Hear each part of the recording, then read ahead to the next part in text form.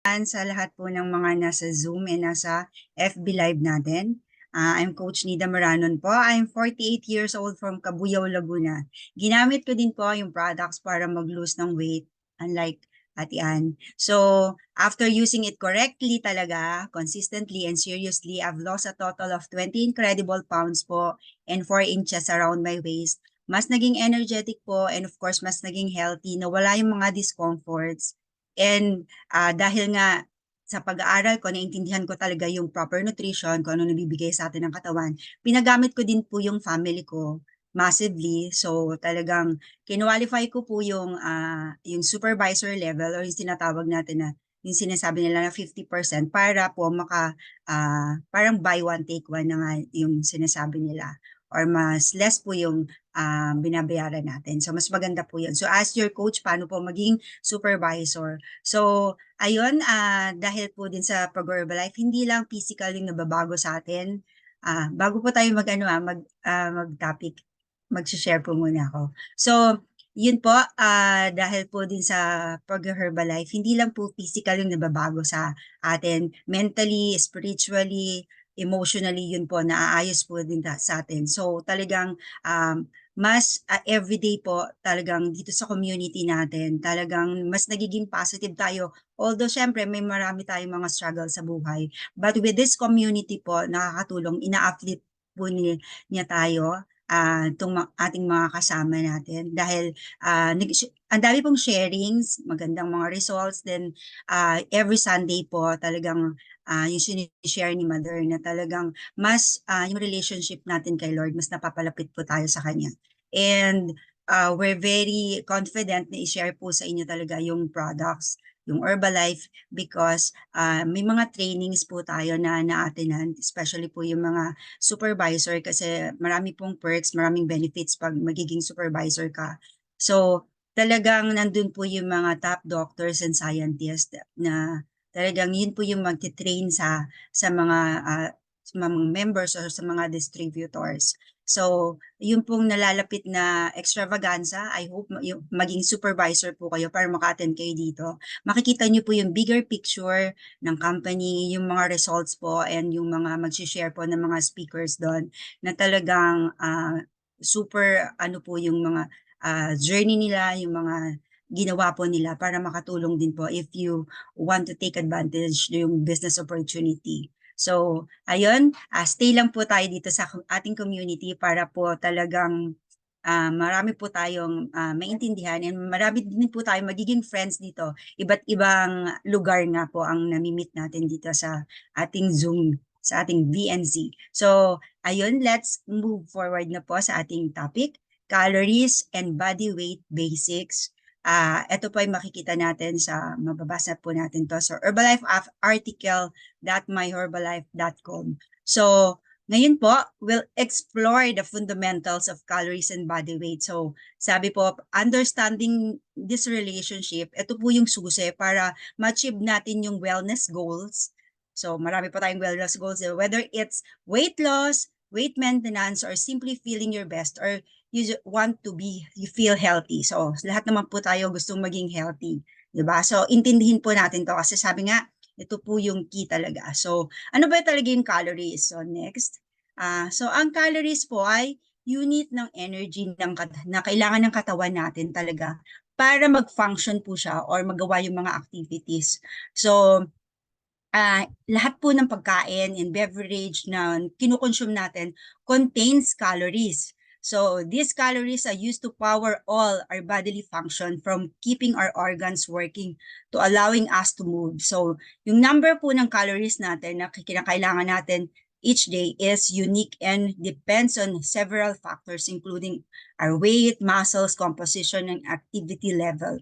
So yung pong calories, napaka-importante po para po magawa po natin yung isang activity natin. So next po, ito po yung calories from food and beverage. Example lang po ito. So makikita nyo po yung iba per gram ang nakalagay dyan. So kung nasa program kayo, na hindi nyo alam yung calorie, you ask your coach or yung pong, pwede po nating i-google kung ilan yung calories na kinokonsume natin. So next,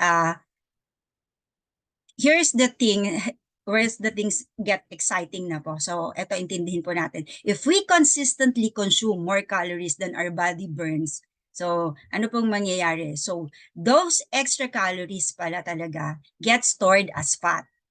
Kabaliktaran naman na if we could consume fewer calories, consistently po to ha, yung palagi natin ginagawa, then we burn, yung katawan natin starts using yung stored fats na yan, yun po yung ginagamit niya para sa energy. So, ito po yung basic principle ng weight loss. So, next po. So, intindihan po natin ha, kasi ito po yung para mag-weight loss talaga tayo. So, pag-usapan po naman natin kung paano mag-weight loss. So, kailangan pala natin talagang mag-create tayo ng calorie deficit o bawas tayo ng calorie intake yung kinoconsume natin. So, ang good starting point po is mag-reduce talaga tayo ng daily calorie intake by 500 calories. So, standard po yon. So, this will result in weight loss for about 0.5 kilograms or 1 pound po per week. So, per week, kasi nga 3,500 po ang malulus nyo, mababawas nyo na sa isang linggo. So, 1 pound per week. So, compute po natin sa 1 month yan. So, yung mga coaches, alam na po ito. So, it's important po na matandaan natin that meron po tayong safe minimum daily intake of 1,200 calories. So, dapat 1,000 calories po muna, lalo pa po yung mga nag-i-start dyan kasi maninibago po yung system ng katawan natin. So, manghihina po tayo. So, save po itong 1,200 calories. So, if you want to lose weight faster naman, kasi nga nasanay ka na, you can either reduce your calorie intake further or increase your number of calories yung nababurn mo through exercise naman. So, kuha po yon 500. Tandaan nyo po ha, 500 calories per day and 1,200 yung minimum po natin na ibabawas per day. So, next po.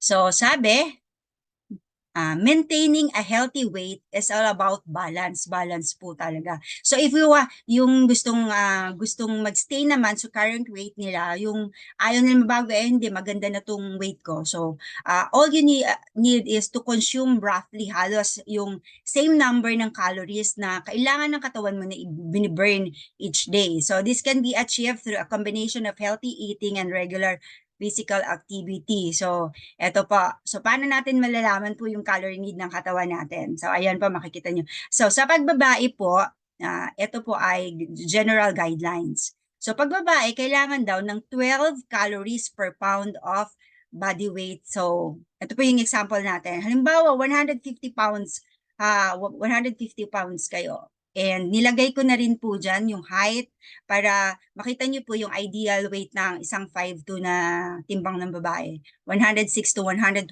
pounds. So, kailangan nyo talagang mag-lose, no? So, ita-times daw po natin sa 12.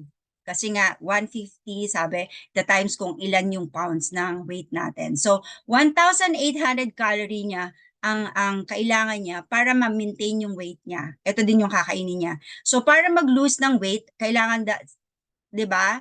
Gets po ba natin ano naman po sa chat box? Kung kung nakukuha po natin. 500 calorie deficit, ito po yung babawas natin, 'di ba? Ito po yung starting. So, 1,300 calorie yung kailangan niya para mag-lose ng weight. So, medyo I hope naintindihan po natin ito. So, ito po yung pinaka-basic. Ayan, si Ate Lisa, kuha ni Ate Lisa. Siyempre, alam ng mga coach to, no? So, 1,300 calories ang kailangan. Pag lalaki naman, ito yung example natin. Kailangan daw, next, Ate Liz. Pag lalaki, 14 calorie per pound ng body weight naman. So, ito yung nakalagay din sa example natin. So, ang weight na example ng lalaki natin dito is 170 pounds. So, pag 5'6" ang example ko na height ng isang lalaki. So, ang ideal na weight niya is 135 to 153. So, para makuha natin yung, para mag-maintain siya ng weight, ito times natin sa 14 calories kasi per pound of body weight. So, 2,380 ang ititake niya na yung 2,380. Ito yung meal plan.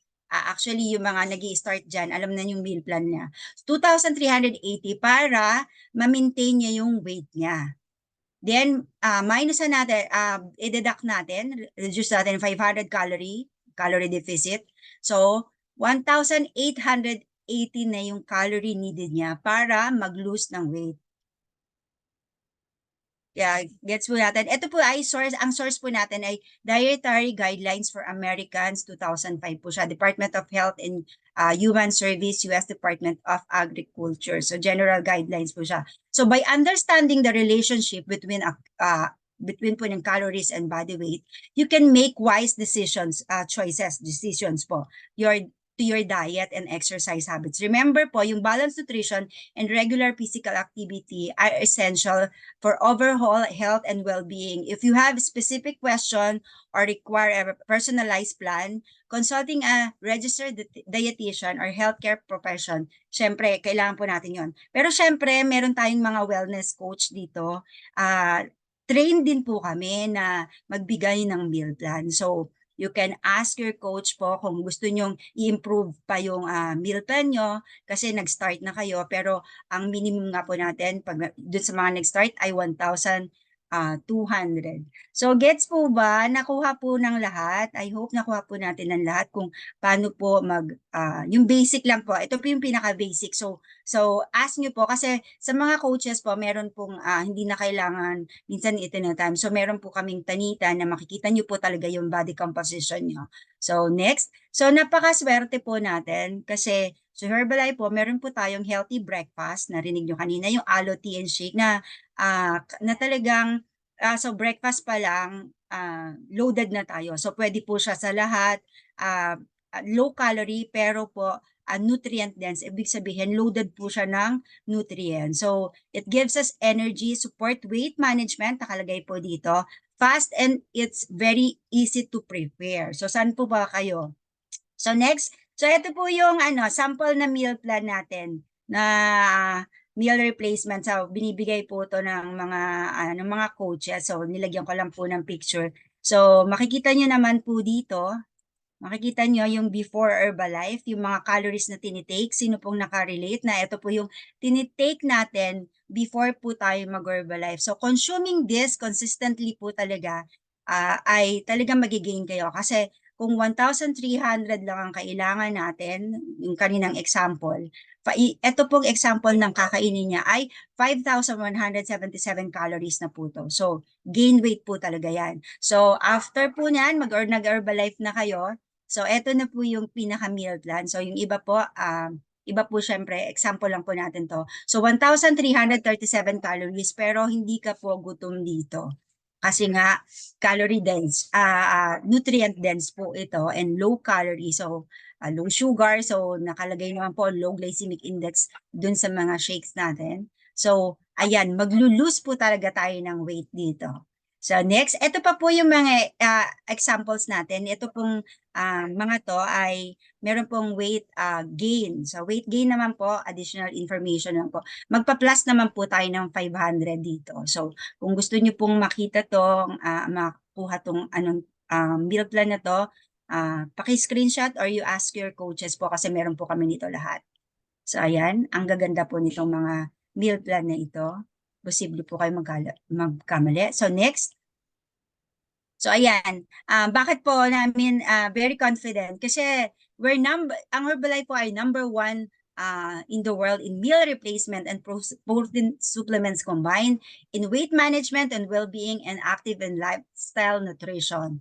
And of course, meron po tayo na super brand na talagang ni-recognize pang Herbalife dito sa Philippines. So kung ano po yung nakalagay sa label ng mga products natin, yun po talaga yung nasa loob. So ito po yung seal of product quality. So say yes to good nutrition. I hope marami po tayong naintindihan kahit maiksi lang po siya. So yung mga nag-i-start dyan, alam na po nila yung starting ng meal plan nila. So back to you, Coach Ann. Ayan.